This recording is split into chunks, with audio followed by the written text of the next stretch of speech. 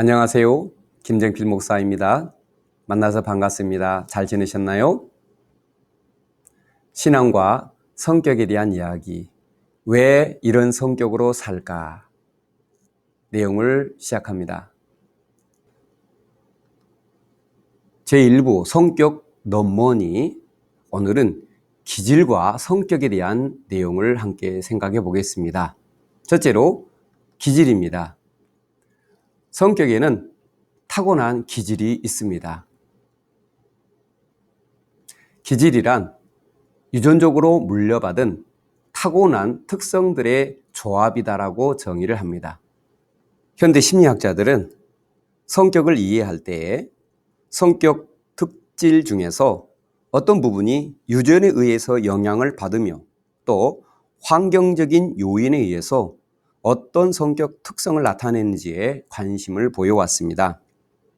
심리학자들은 기질을 선천적으로 타고난 개인의 반응 성향이라고 하였는데요. 기질은 성격 발달의 기초가 되며 환경적 자극에 대한 개인이 안정적으로 보여주는 정서적 반응이다, 이렇게 보았습니다. 즉, 모든 사람은 부모로부터 물려받은 기질에 의하여서 환경에 일정한 자기 반응을 보인다고 하는 것이고, 그리고 그것이 성격을 형성해 간다고 보았습니다. 모든 사람은 부모로부터 물려받은 기질이 있는데요.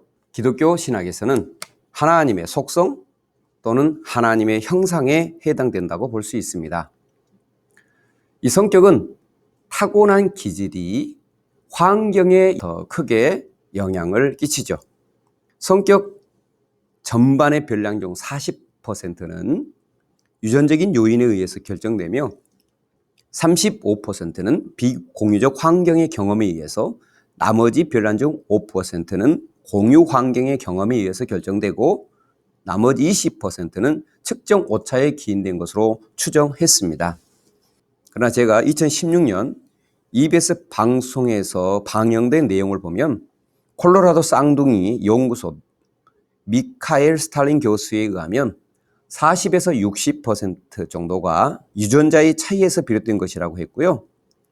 같은 방송에서 허윤미 교수는 측정 오차를 감안하면 60에서 70%가 유전자에 의해서 성격 차이를 가져온다라고 말했습니다. 학자에 따라서 편차는 다르지만 성격 형성에 있어서 기질은 성격의 기초이며 후천적인 요인보다 더 중요하고 많은 영향을 받고 있다는 견해는 이의가 없습니다. 우리가 어린 자녀들의 성격 검사를 혹시 할 수도 있는데요. 이때는 유전적인 특성만 관찰하는 것이지 그것으로 성격을 논할 수는 없습니다. 성격은 24세 이후에 형성되기 때문에 그 이후에 성격을 가지고 말할 수는 있습니다. 어린 자녀들의 성격 검사를 했을 때 성격 자체는 좀 접어두고 우리 아이가 부모로부터 물려받은 또는 조상으로부터 물려받은 기질, 탁월한 재능이 무엇인지를 발견하는 게 중요하고, 그 이후에 그 재능을 개발시켜 주는 것이 매우 중요하죠. 성경을 보면 우리 사람들이 하나님으로부터 이 재능을 물려받았고, 그리고 그 재능은 또한 부모로부터 계속해서 물려지고 있다는 것을 알 수 있습니다. 창세기 5장 3절, 아담은 130세에 자기의 모양, 자기의 형상과 같은 아들을 낳아 이름을 셋이라 하였고 라는 말씀이 나옵니다. 아담은 하나님의 형상으로 창조되었고, 그래서 하나님이 주신 많은 재능을 갖고 있었습니다. 비록 아담과 하와가 범죄함으로 하나님의 형상과 재능들을 많이 상실하고 파괴되었지만, 그러나 아담으로부터 출생한 셋은 하나님의 형상과 재능을 많이 가지고 있었습니다. 뿐만 아니라 야고보서 3장 9절에도 보면 신약 성경에도 이렇게 말씀합니다. 이것으로 우리가 주 아버지를 찬송하고 또 이것으로 하나님의 형상대로 지음을 받은 사람을 저주하나니. 아담 이후에 수천 년의 시간이 흘렀고, 그리고 예수님 시대에, 그리고 오늘날 우리들의 시대에 살아가는 사람을 볼 때에 하나님은 어떻게 보시는가? 하나님의 형상대로 여전히 지음받은 사람이라고 보는 것이죠. 여전히 사람에게는 하나님의 형상으로서의 어떤 특질과 재능들이 많이 있는 것입니다. 그래서 만물의 영장으로 이 세상을 통치하고 다스리며 살고 있습니다.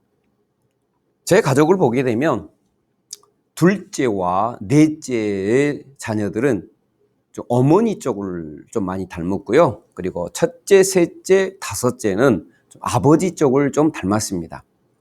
첫째, 셋째, 다섯째는 정확하게 아버지의 영향을 더 많이 받았는지 아니면 그 위 조상들의 재능을 받았는지는 연구를 해봐야 알지만 연구할 수가 없습니다. 저의 처가댁은 정말 자녀들의 성격이 다양합니다. 여러 자녀들 중에서 비슷한 자녀도 있지만 너무나 다양한 재능, 기질의 특성을 보이고 있습니다. 저희 집의 첫째 딸은 저와 제 아내를 닮은 것보다는 저희 장인 어른의 기질을 닮은 것으로 추정되고 있습니다.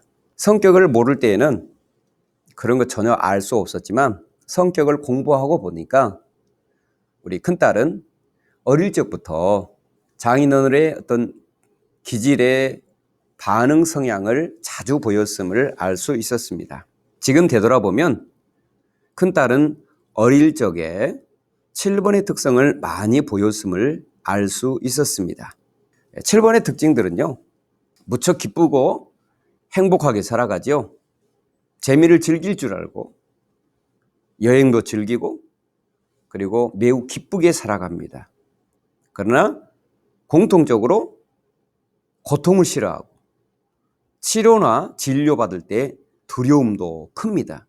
주변에서 7번 유형의 사람들을 만났을 때 이런 공통된 특징을 좀 보았는데요.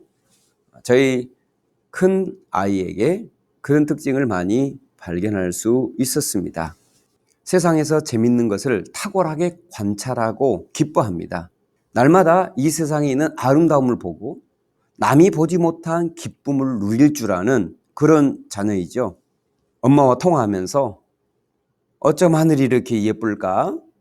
어쩜 마을이 이렇게 아름다울까? 하고 행복한 마음을 전하는 것을 보았습니다. 그는 자연과 계절 속에 나타난 아름다움, 그리고 거기 속에서 기쁨을 찾아 누릴 줄 아는 정말 멋있는 자녀죠. 그 에너지가 다른 사람들을 매우 행복하게 합니다. 일반적으로 이 재능을 많이 가진 사람들이 개그맨들이죠. 개그맨들은 남들이 발견하지 못한 재미를 발견해서 사람들을 웃기게 하고 웃으면서 사람들이 행복해지도록 역할을 매우 잘하죠. 그런데 하나님께서 우리 사람에게 이런 기질을 주셨을 때 이 기질을 가지고 하나님의 뜻을 이루게 하셨잖아요.